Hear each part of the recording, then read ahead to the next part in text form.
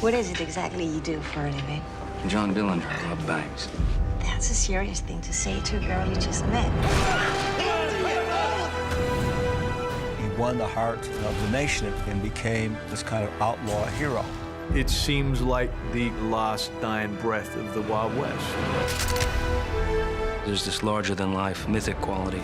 He built himself into a legend.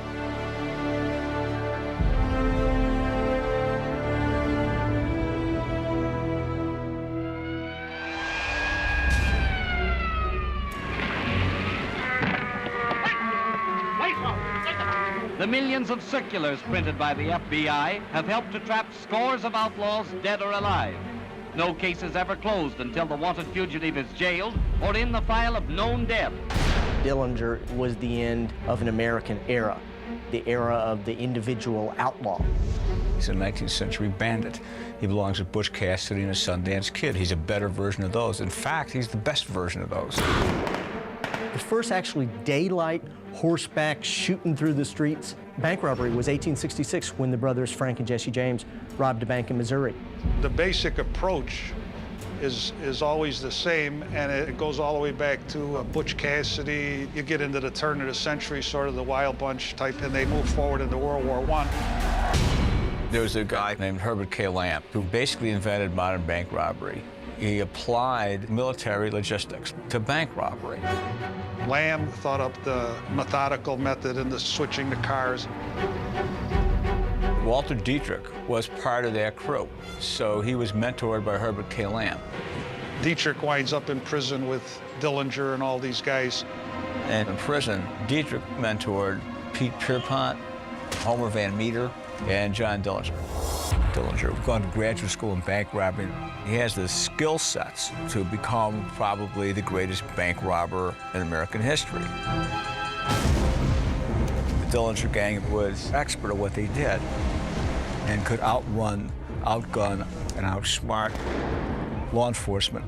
Action. Their methodology was like a paramilitary raid. We're very organized, very specific. Red was the driver. He had to be the rock-solid dude. Red Hamilton was Dillinger's best friend and Dillinger's right hand. There's Homer, who really surveys the front of the building, protects that opening, that door. Move out of there! Homer Van Meter, he was a bit of a loose cannon, but a damn good man to have on your side.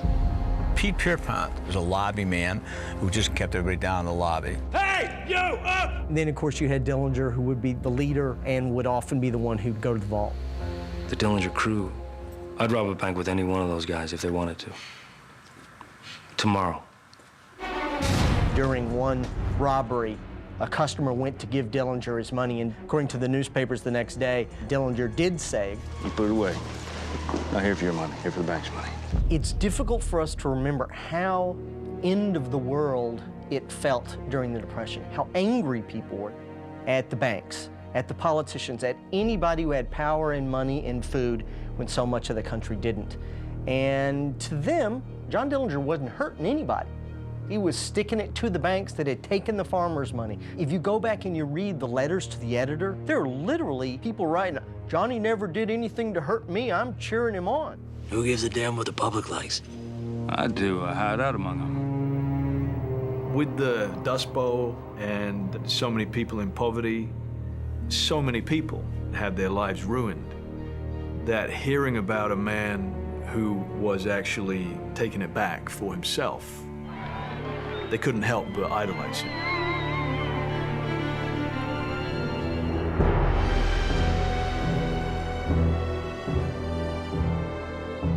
At the Crown Point jail, there were 6 doors that he had to get through one, get to another guard, get through that, get to another guard. It was virtually impossible what he did, and he did it beautifully, like a ballet. With a wooden gun, he managed to get through cells, cell blocks to the next area until he forced the warden to open up the gun safe, and then he got some real weapons. And he stole a car from the garage. Put your hands up! Which one of these here cars is the fastest? Mr. Seger, will you tell me just what took place over in the garage when John Dillinger walked in with a machine gun? I was working on a car, when he came in and asked me for the fastest car in the garage. Whose car was that?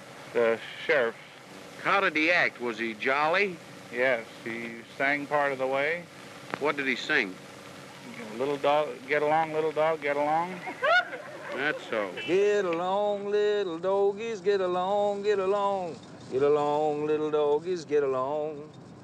Get along, little doggies, get along, get along. Get along, little doggies, get along. I do the same thing. We'll give a thumbs up when you're ready. Good, yeah.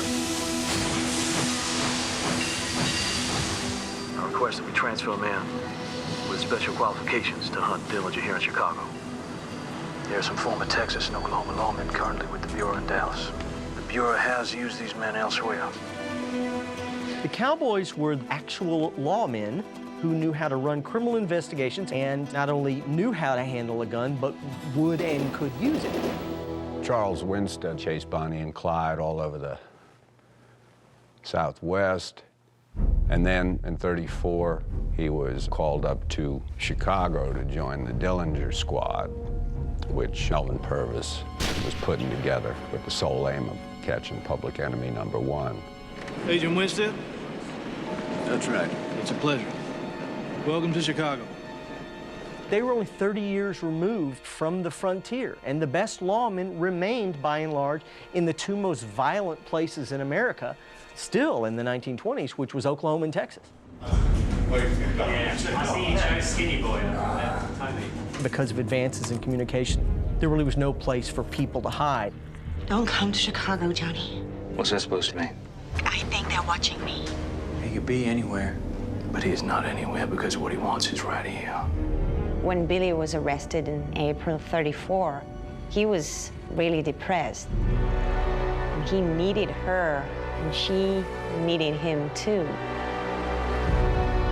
When he lost her, the quote from him is, "I cried like a baby."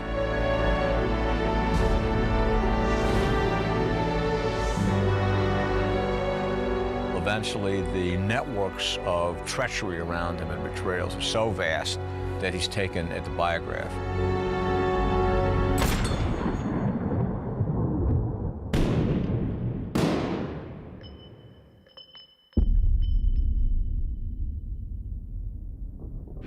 Mr. Butler, were you at the scene of the shooting of Mr. John Dillinger? I arrived at the scene of the shooting of John Dillinger. I then searched the body and found that it was John Dillinger, as there was a picture of Evelyn Frschetti, his sweetheart, in the watch. When Dillinger was still lying in that alley in the pool of blood, onlookers were coming and dipping their handkerchiefs in the blood to have mementos of him. They opened up the morgue so people could come and view his corpse.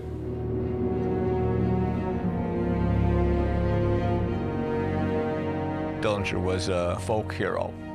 His life seemed to me to be a compression into 13 months of 2 or 3 lifetimes. You want to take that ride with me? Yeah, I want to take that ride with you.